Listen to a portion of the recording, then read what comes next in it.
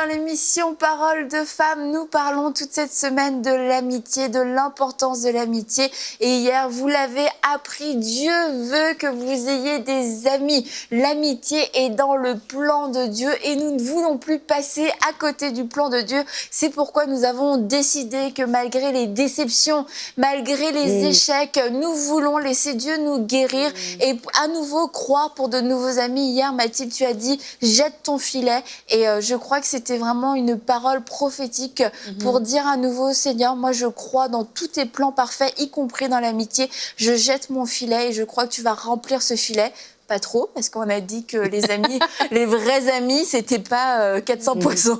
Il n'y en avait pas 400 dans le filet, mais que c'était un encouragement pour les femmes. Et puis avant qu'on puisse tout de même continuer l'émission, j'aimerais qu'on puisse prier pour vous qui avez suivi déjà l'émission d'hier et qui suivez l'émission d'aujourd'hui, pour une guérison totale et complète de votre cœur suite à certaines trahisons, certains échecs que vous avez vécus dans le domaine de l'amitié.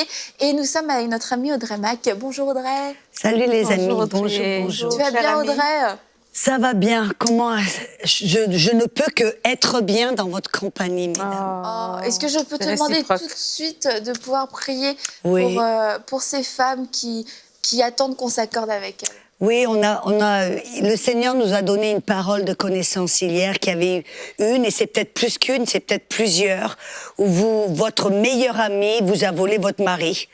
Et vous avez été trahi. Et puis, il y en a plein d'autres aussi qui ont eu des déceptions, des trahisons. Et c'est le moment maintenant de laisser le Saint-Esprit guérir votre cœur. Donc, je prie au nom de Jésus, avant qu'on aille même plus loin et que votre cœur s'ouvre.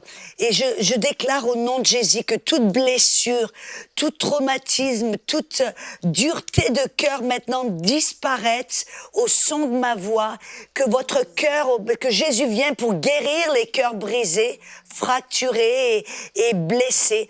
Et donc, je remercie le Saint-Esprit maintenant qui fait une œuvre de guérison dans votre cœur pour radoucir votre cœur, pour ouvrir votre cœur, pour guérir votre cœur. Et un jet d'espoir, une lumière du Saint-Esprit rentre dans votre cœur pour vous permettre de voir l'espoir, voir ce qui peut être en Jésus et avec le Saint-Esprit. Et donc, je te remercie, Seigneur, que tu guéris leur cœur maintenant. Et au nom de Jésus. Amen. Amen. Amen. Et je l'ai déjà dit plusieurs fois dans l'émission, mais en ce qui me concerne, c'est un des plus beaux témoignages, ça fait partie des témoignages les plus touchants, je trouve, qu'on reçoit suite aux émissions Parole de femmes. C'est lorsque les femmes nous disent « Vous avez été vraiment comme des amis pour moi dans des moments où je me sentais très seule, des moments de difficulté, des moments d'épreuve. Parole de femmes, vous toutes les femmes sur le plateau, vous avez vraiment été mes amis, j'ai ri avec vous. J'ai suivi vos émissions, j'ai pleuré avec vous, j'ai prié avec vous. Et je trouve que c'est vraiment le but et le mandat de Parole de Femmes que de pouvoir transmettre tout le message de la bonne nouvelle. Et le message aussi, c'est l'amitié. Et je suis vraiment heureuse qu'on puisse être ses amis pour vous et qu'on puisse, dans les moments difficiles, apporter un baume sur votre cœur et que vous puissiez nous laisser un accès dans votre vie aussi, qu'on puisse vous encourager, vous puissiez le recevoir. Et puis aujourd'hui, on va voir comment justement être et avoir des amis dans les bons et dans les mauvais moments, dans les bons et les mauvais jours. Comment développer, maintenir une amitié à travers les défis de la vie, parce que la vie n'est pas faite forcément que de bons jours. Il y a des jours qui sont plus difficiles que d'autres. Et en fait, l'amitié peut faire toute la différence dans ces moments. C'est pour ça, je pense que c'est un super beau témoignage. C'est formidable de voir que cette émission peut être un outil d'amitié pour ces femmes. Et je pense que moi,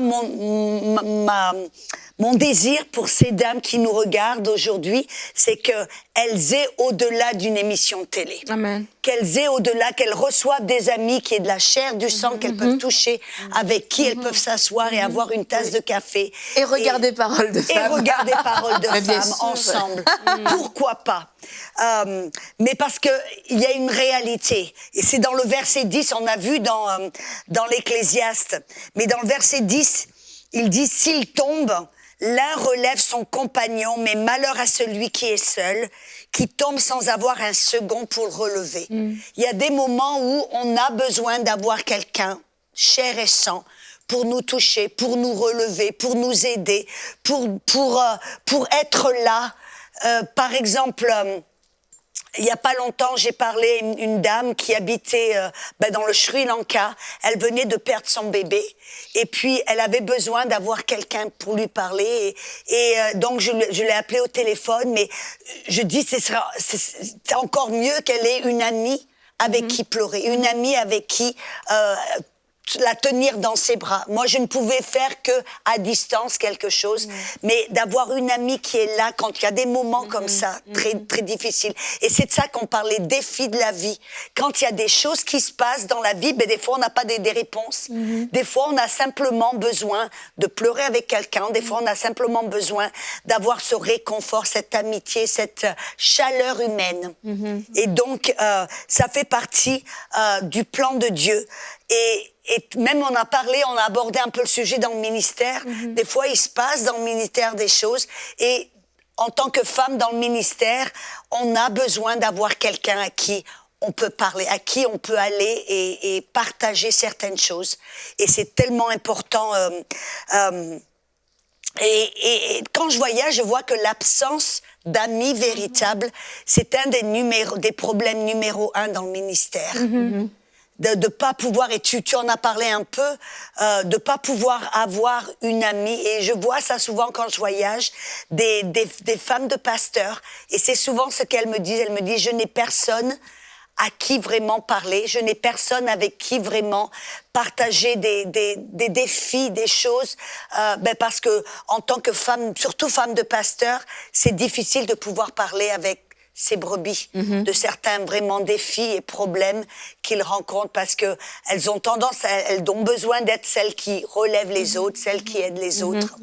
J'aimerais peut-être qu'on reste un petit peu sur ce sujet-là pour les femmes, vous toutes, certaines qui êtes dans le ministère ou en responsabilité, et même quelquefois pas dans le ministère, quelquefois vous avez des responsabilités professionnelles qui font que quand on a certaines responsabilités, quelquefois ça devient plus difficile. En tout cas, on ne sait plus comment développer des amitiés, on ne sait plus vers qui aller, parce que peut-être que hier on faisait partie de tous les employés et puis on a été promu, on est devenu chef d'un département et d'un seul coup, mes copines qui étaient mes collègues, je suis aujourd'hui devenue leur supérieure. Donc j'ai une autre responsabilité, je suis redevable envers d'autres personnes. Ça a un petit peu changé les relations et on peut se retrouver facilement dans une position de solitude. Tu entends le dicton qui dit toujours « c'est très isolé, c'est très seul au sommet ».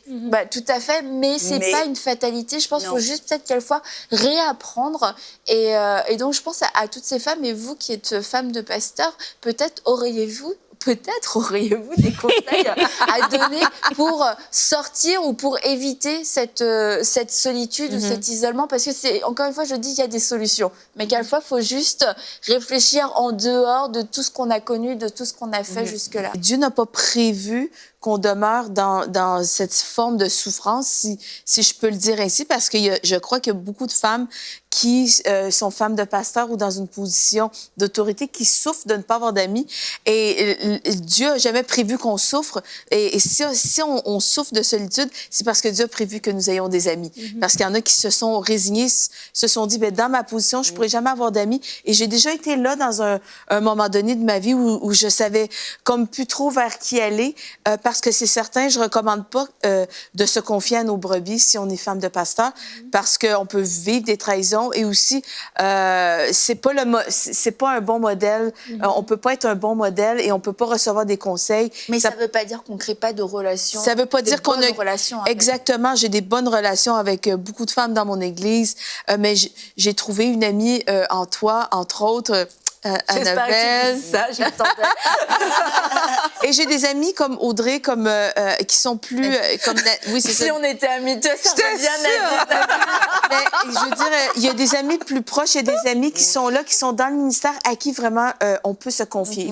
Et Dieu veut qu'on soit capable de se confier. Dieu veut qu'on soit capable de trouver une égale ou vraiment à qui je peux faire confiance. Et oui, j'ai vécu des trahisons dans le passé, mais Dieu m'a guéri et Dieu m'a dit de faire confiance à nouveau.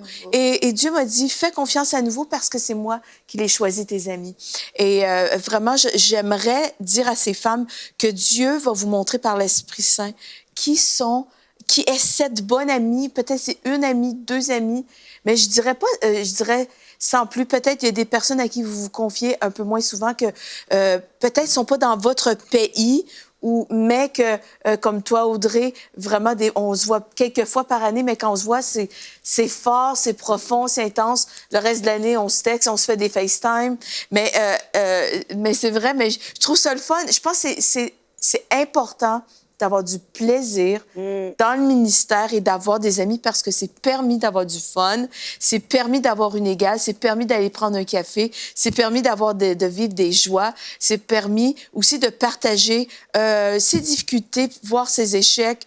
Mais vraiment, je trouve que c'est important. Je sais pas qu'est-ce que tu en penses, Nadine. Je crois que c'est une décision intentionnelle qu'on doit prendre nous-mêmes en tant que femmes dans le ministère, vraiment dans ses responsabilités, que ce soit une CEO, comme tu disais, une PDG, ou une maman qui était, voilà, qui a ses enfants, et puis ben, tes amies que tu avais avant, elles ont du temps, toi, tu en as moins, ou une femme mariée, que tes amis de célibataires, ben, vous n'avez pas les mêmes priorités, mais c'est de se dire que moi, malgré ma position, je reste un humain, je reste une personne, ma position, ma responsabilité n'est pas moi, c'est quelque chose que je fais, mais en dehors de ça, je suis quand même une personne et qui a des besoins aussi émotionnels et relationnels. Et vraiment, ça, il faut se l'autoriser. Et quand on se l'autorise, parce que des fois, il y en a qui ne se l'autorisent pas, en fait, ça ne rentre pas. Et c'est comme si c'est une vie de sacrifice, et bien, je sacrifie cette partie-là. Mais de dire non, Seigneur, j'en ai besoin. Et parce que j'en ai besoin, parce que c'est intentionnel, Dieu va maintenant te donner des gens autour de toi qui vont te regarder comme une personne. Donc, ça veut dire que des fois, pas dans ton église, parce que ton église, ben, tu es le berger. Et c'est sûr que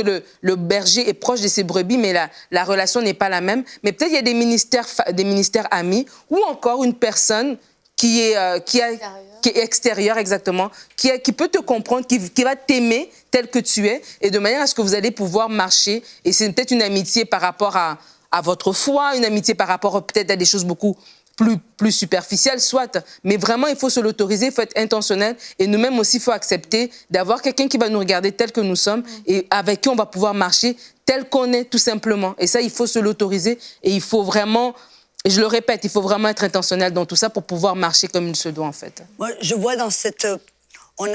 pour cette émission, on a décidé de parler de l'amitié au travers des défis, dans le bon et le mauvais temps. Et moi, je vois que quand il y a les mauvais temps, parce que c'est facile d'être un ami en beau temps. Bien sûr. Amen. Et c'est bien. Mais c'est quand il y a le mauvais temps, quand il y a le défi de la vie, que tout d'un coup, tout commence à... Il y a des choses qui s'écroulent et tout. C'est une opportunité vraiment pour être une bonne amie. Et je vois, c'est là vraiment où parce que quelqu'un qui est un ami de passage, dès que les choses commencent à s'écrouler, où il y a un problème, c'est là des fois qu'on voit les vrais amis. Parce que tout d'un coup, hop, tout le monde s'éparpille, tout le monde n'a plus le temps, t'es pas fun, je reviendrai quand tout ira mieux. Et c'est là, quand la personne elle est en train de traverser un défi, et c'est là, en tant qu'amie, et tu sais, je veux être vraiment une amie, et je veux qu'elle soit mon amie, c'est une opportunité là, pour venir et montrer que tu es une vraie amie. Voilà. Moi, je me rappelle, ma meilleure amie, une amie que j'ai à la maison, quand son mari est tombé malade et presque mort, et puis elle était à l'hôpital, j'étais fatiguée, mais j'ai dit, je revenais d'un voyage, j'ai dit, c'est mon ami, qu'est-ce que je vais faire? J'ai fait mon petit sac, puis je suis partie à l'hôpital, et puis j'ai été là, puis j'ai passé 3 jours avec elle, j'ai dormi sur le sol, parce qu'elle était sur le canapé, j'ai dit, tu vas te reposer, et moi je veille pendant que son mari était là, parce qu'il venait, tous les docteurs venaient, et vraiment ça a été là où notre amitié, on avait une bonne amitié avant, mais à ce moment-là, tout d'un coup, il y a eu quelque chose qui s'est soudé entre nous, où on s'est aperçu qu'on n'était pas des bonnes ami du bon temps. On était des bonnes amies pendant les moments, les défis de la vie. Et de là, ça a solidifié vraiment notre amitié, où on sait que si quelque chose on se passe, ben après, il y a eu plusieurs opportunités. Je dis, ben, je vais tout laisser, c'est mon ami. Hop, je suis allée pour l'aider à faire certaines choses, à être là pour elle. Wow. Et c'est ça une vraie amie. Oui. Et donc, quand vous avez une amie que vous aimez, je veux encourager, si vous avez une amie que vous commencez à lier une bonne amitié à avoir, et puis qu'il se passe quelque chose dans la vie, c'est une opportunité pour vous d'aller et d'approfondir cette amitié. Allez, soyez là pour votre ami, soyez là, faites ce qui est besoin. Si peut-être allez et puis allez nettoyer sa maison, soyez allés à l'hôpital, faites ce que tout le monde, ce qui n'est pas facile, ce qui n'est pas, comment on dit, convenient. Oui, c'est pas pratique. C'est pas pratique. C'est au moment peut-être, et c'est souvent ça arrive au moment où vous vous sentez le moins de le faire. Vous êtes fatigué, vous avez eu 1001 choses à faire. Mais c'est là où votre amitié sera testée. C'est là où votre amitié sera prouvée. Mais c'est là où votre amitié, elle va se souder, s'approfondir et avoir des racines que le mauvais temps ne pourra pas déraciner. Voilà. Mais comme tu dis, je pense que ça va demander un peu du renoncement, du don de soi.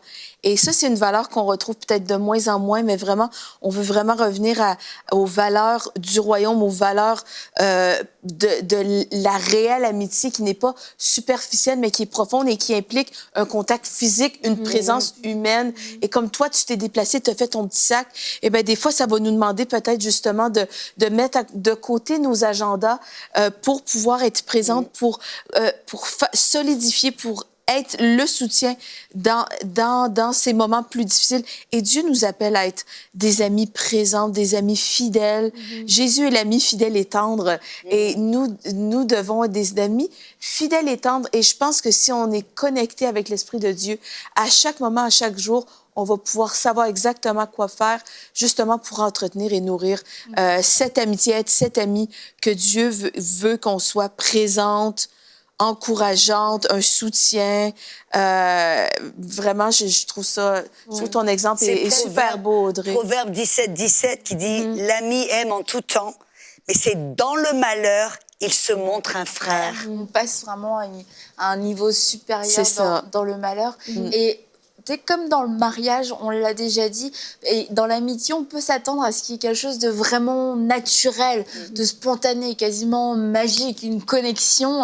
Et du coup, on peut ne pas être vigilant et ne pas être attentionnel pour nourrir l'amitié et on a l'impression que l'amitié, ça va juste être cool, ça va juste être agréable. Mais comme tu le dis, Mathilde, quelquefois, c'est du renoncement, c'est du pardon, c'est sortir de sa zone de confort, c'est sortir de son agenda, c'est faire le 1000 de plus, c'est donner sa vie, c'est donner sa vie pour son ami. Et donner sa vie, c'est un certain prix, c'est un certain sacrifice. Et donc, peut-être sortir de un peu des histoires, contes de fées. L'amitié, c'est facile. L'amitié, c'est pas facile. Et on doit se battre pour l'amitié.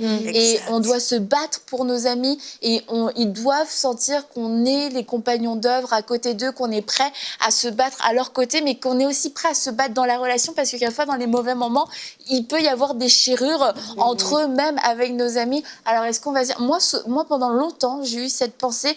L'amitié, c'est super, c'est génial. J'aime trop avoir des amis, mes amis sont super, je suis une super amie. Bah, après, j'ai découvert que je n'étais pas une si super amie que ça en plus.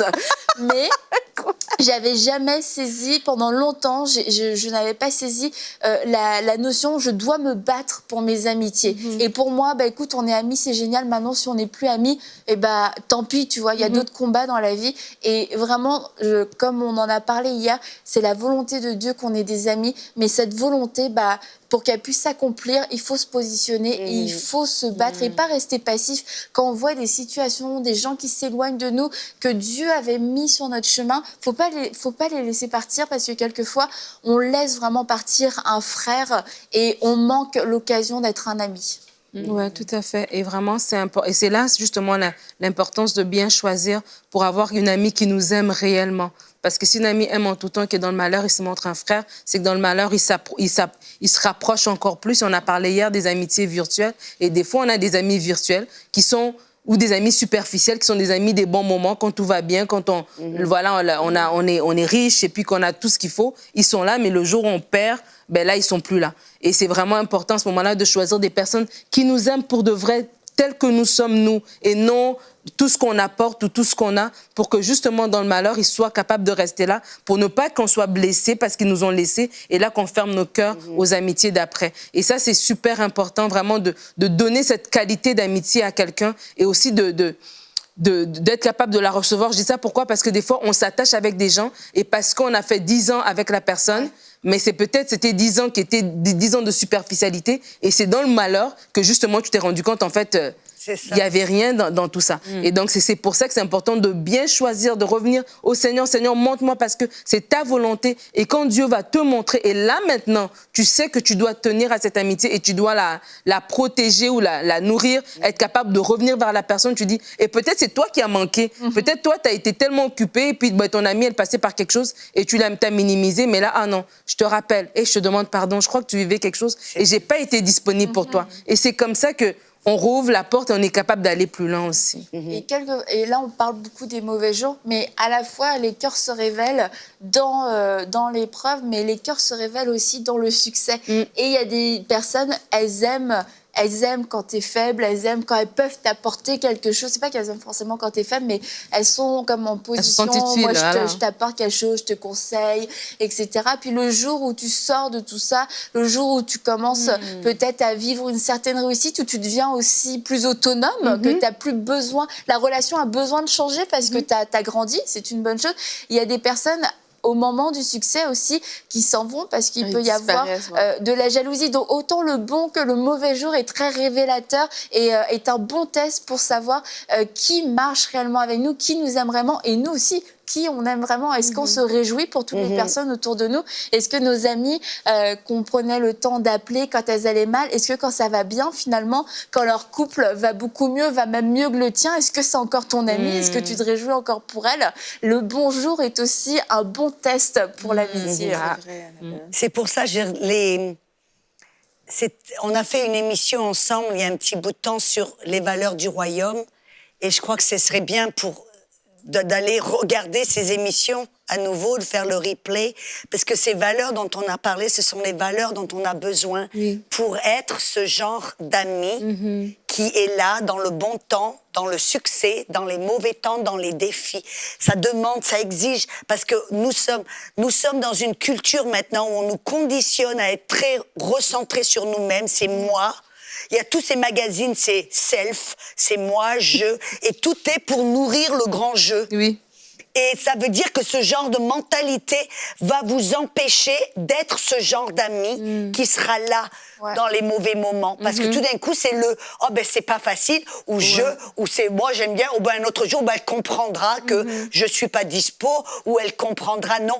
Quand on est dans ces moments où l'ami a besoin que tu sois là pour elle, c'est là où on doit savoir qu'on a ces valeurs, qu'on est généreux, qu'on veut honorer notre ami, qu'on a cette intégrité et on est authentique. On dit pas simplement je t'aime quand tout est facile et on s'amuse, mais que je t'aime quand tu souffres, quand tu es là au milieu, que peut-être que tu es isolé. On voit même dans la Bible, c'est dingue, mais l'apôtre Paul, quand il s'est fait emprisonner, il a dit, tout le monde, tout d'un coup, tout le monde s'est éparpillé et il n'a trouvé que quelques-uns, Épaphrodite, Luc, qui étaient là et qui sont restés avec lui. Même, on voit dans Philippiens que Épaphrodite, c'est intéressant, il s'est épuisé parce qu'il essayait d'amener, de compenser pour le manque d'amis.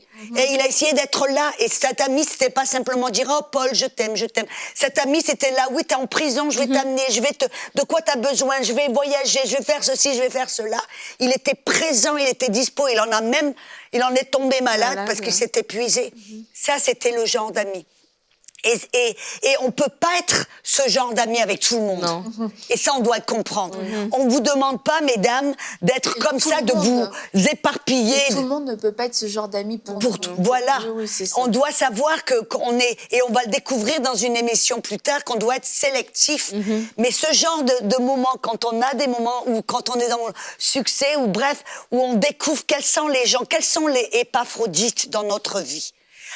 Et quand vous voyez une personne de qualité que vous voulez avoir comme ami, soyez cet épaphrodite. Amen. Et ce Luc pour cette personne. Et c'est comme Ruth qui a suivi Exactement. Naomi. Bon, on comprend que c'est belle-mère, belle-fille, mais il y avait vraiment quelque chose de plus profond là pour que dans cette grande adversité, dans ces moments de perte, où Naomi, tu vois, perd ses fils, et du coup, Ruth, elle, se trouve veuve. Elle dit, mais je vais te suivre partout où tu vas. Et elle a pris soin, et puis elle a glané pour sa belle-mère. Mais je crois vraiment qu'au-delà, vraiment, il y avait quelque chose de très profond. Il y avait un lien. Au-delà Oui, c'est ça. Au-delà de belle-mère, belle-fille, il y avait un lien. Je pense vraiment qu'on peut être amis, oui, avec sa belle-mère ou avec sa... Spéciale dédicace pour toi, Gisèle. Je suis ta Ruth, je glanerai dans les champs pour toi, ma chère belle-mère. Mais ça, je veux dire, ça a passé toute épreuve, cette relation-là. Elle a passé beaucoup d'épreuves. On voit aussi la récompense. Ouais. Ah, mais quand vous vous investissez, parce que des fois, c'est vrai que c'est pas facile, Ouais. c'est inconvénient, il y a tout un tas où c'est vraiment, on n'a pas envie mais la récompense, ce qu'il y a de l'autre côté, parce que Jésus a dit, il y a un ami se sacrifie. Mais de l'autre côté du sacrifice, waouh, il y a tellement de belles choses. Récompense, Il y a tellement, tu as parlé de Naomi et Ruth, elle a trouvé un mari. Quel mari? Tu vois, et bien plus. Mais je vois même dans l'amitié, quand je disais avec mon amie, quand je me suis investie, puis elle, tu vois, il y a des retours, c'était pas simplement un aller, c'est aller-retour, mais il y a une telle richesse de l'autre côté des sacrifices dans les mauvais temps. Il y a une telle profondeur, il y a tellement de choses qui maintenant je sais que mon amie, que si il y a quelque chose qui se passe, je peux lui passer un coup de téléphone, hop, elle est là pour moi. Même à 2h, 3h du matin.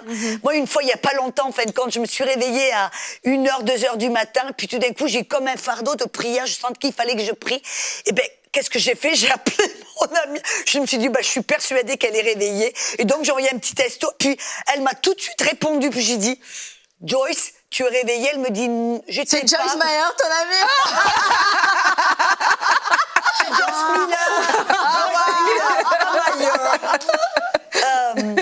Mais pour moi, c'est une femme formidable. Je l'ai appelée, puis elle me dit non, j'étais pas réveillée, mais j'ai entendu je dis je suis désolée. Elle me dit non, vas-y, on prie. Puis on a prié ensemble. Puis après j'ai dit oh désolée, va te recoucher, tu vois. Mais c'est ce genre où on peut être à 2h du matin, 1h du matin, on a un besoin.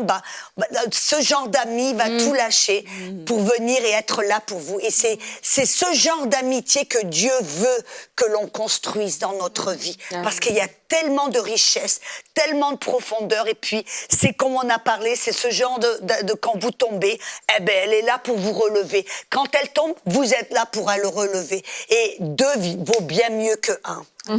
Et aujourd'hui, on a vu donc comment nourrir cette amitié dans les temps de défi. Et demain, on va voir comment aussi avoir une amitié qui va venir nous défier pour faire sortir le meilleur de nous-mêmes. Donc, on se retrouve demain pour une prochaine émission de Paroles de Femmes.